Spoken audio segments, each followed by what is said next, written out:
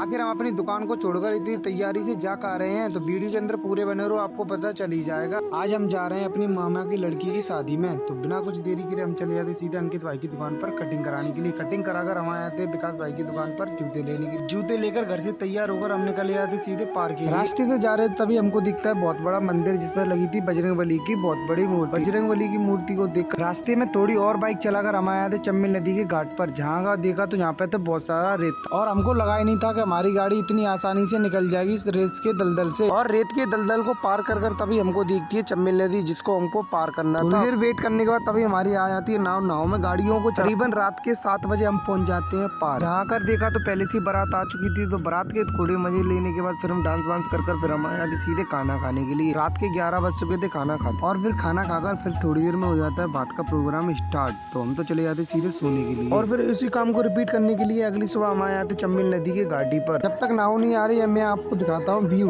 देखो चम्बल घाटी की बड़ी बड़ी पहाड़ियाँ, और कमेंट करके बताओ कौन कौन यहाँ पे आया है। इन बातों को छोड़कर समुद्र के मजे लेकर फिर हम निकले आते सीधे नाव में बैठने के लिए। दूर से हमारी नाव तो आ चुकी थी। नाव में आकर बाइक को चढ़ाकर हम निकले आते सीधे चम्बल नदी को पार करने के लिए। नदी को पार कर तभी हम आए आते रेत के दलदल में। रेत के दलदल को बड़ी मुश्किल से पार करते करते करीबन आधे घंटे बाद हम पहुंच ही जाते। इस दलदल से निकल कर बाहर हम निकले आते सीधे घर के लिए। और फिर ये कमेंट में आप ये बताओ आपको चम्बल नदी का सफर कैसा रहा। मिलते हैं किसी नेक्स्ट वीडियो के अंदर।